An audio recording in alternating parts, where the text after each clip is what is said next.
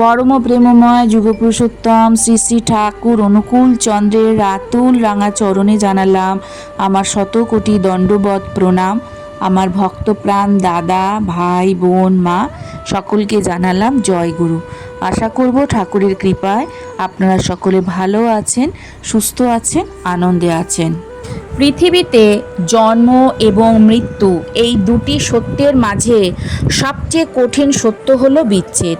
বিশেষ করে যখন একজন নারী তার প্রাণের স্বামীকে হারান, তখন তার পৃথিবী মুহূর্তেই অন্ধকার হয়ে যায়।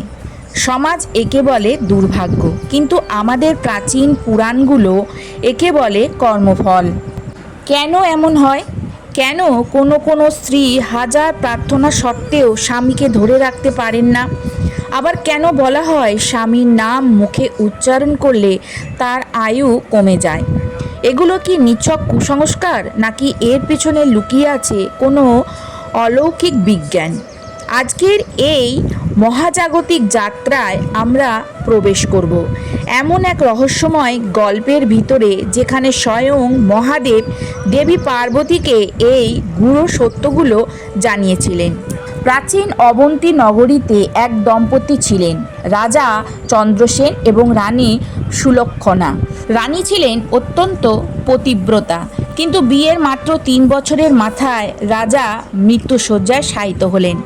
রানী যখন বিলাপ করছিলেন, তখন এক জ্যোতির্ময় ঋষি সেখানে উপস্থিত হলেন। রানী ঋষির চরণে পড়ে জিজ্ঞাসা করলেন, হে ঋষিবর, আমি তো কোনোদিন পরপুরুষদের দিকে তাকাইনি, কোনোদিন স্বামীর অবাধ্য হইনি, তবে কেন আমার কপালে এই অকালে বৈধব্যের ছায়া? ঋষি তখন ধ্যানে বসলেন এবং রানীর সামনে তার পূর্বজন্মের একটি রহস্য উন্মোচন করলেন। এই গল্পটি আমাদের আজকের মূল আলোচনার ভিত্তি। ঋষি যা বলেছিলেন তা শুনে রানী স্থবির হয়ে গিয়েছিলেন। গরুড় পুরাণ এবং পদ্মপুরাণ অনুযায়ী অকাল বৈধব্যের পিছনে মূলত 3টি প্রধান কারণ থাকে। 1.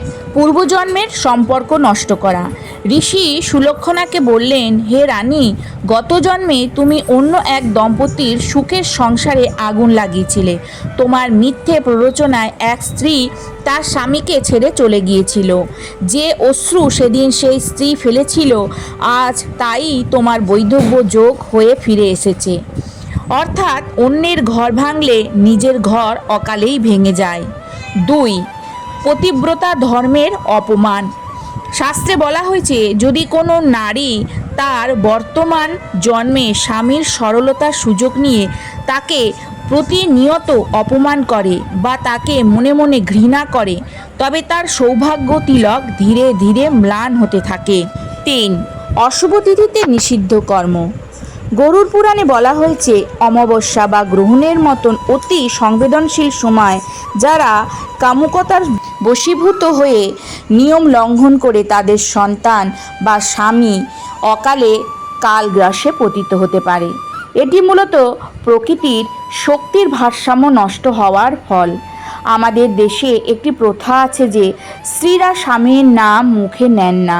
আধুনিক প্রজন্ম একে হাস্যকর মনে করলেও এর পিছনে একটি আধ্যাত্মিক মনস্তত্ত্ব কাজ করে।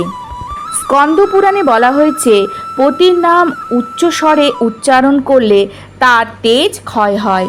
কেন? নাম হলো একটি ব্যক্তির পরিচিতি বা আইডেন্টিটি। যখন আমরা কাউকে নাম ধরে ডাকি, আমরা তাকে আমাদের সমপর্যায়ে নিয়ে আসি। কিন্তু শাস্ত্রে স্বামীকে দেবতুল্য সম্মান দেওয়ার কথা বলা হয়েছে। সম্মানের এই দূরত্বটি স্বামীর মনস্তাত্ত্বিক শক্তি বা অরা বৃদ্ধি করে।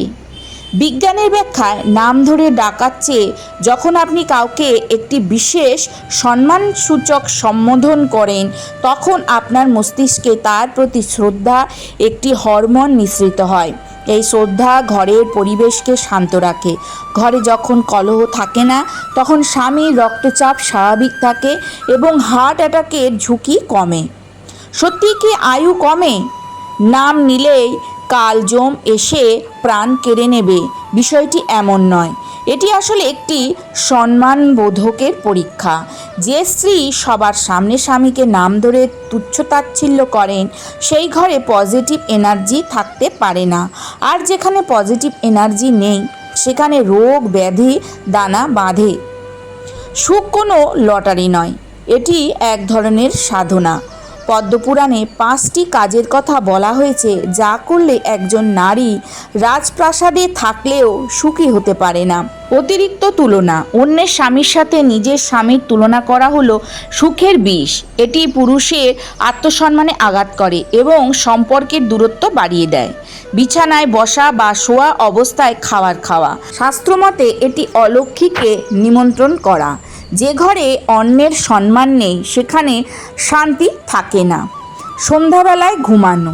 সূর্যাস্তের সময় যে গৃহবধূ ঘুমিয়ে কাটান, তার ঘরে শ্রী বা সৌন্দর্য নষ্ট হয়ে যায়। এটি আলস্য ও দারিদ্র্যের প্রতীক। গোপন শত্রুতা। স্বামীর কোনো দুর্বলতা বাইরের লোকের কাছে প্রকাশ করা।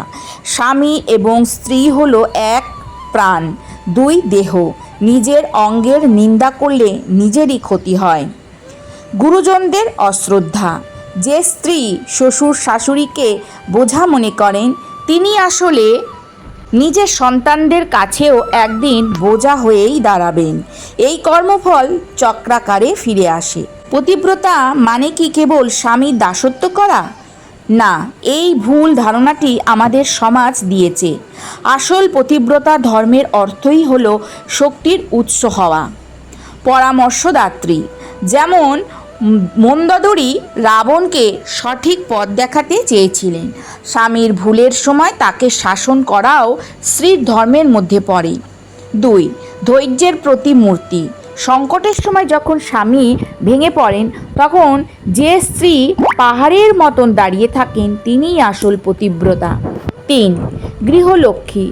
ঘরকে মন্দিরের মতন পবিত্র রাখা, যেখানে প্রবেশ করলে স্বামীর সারাদিনের ক্লান্তি দূর হয়ে যায়। 4. আধ্যাত্মিক সঙ্গিনী। কেবল ভোগের সাথী নয়, স্বামীর মোক্ষ লাভের পথে তাকে সাহায্য করা। আজকের এই আলোচনা আমরা অনেক না জানা সত্য জানলাম। বৈধব্য হোক বা দাম্পত্য অশান্তি, সবই আমাদের কর্মের প্রতিচ্ছবি। তবে মনে রাখবেন, ভগবান শ্রীকৃষ্ণ গীতায় বলেছেন, তুমি যা বপন করবে তাই কাটবে। যদি আপনি আপনার সংসারে সুখ চান, তবে আগে নিজের ভেতর শুদ্ধতা আনুন। স্বামীর নাম নেওয়া বা না নেওয়ার চেয়েও বড় বিষয় হলো তাকে মন থেকে সম্মান করা।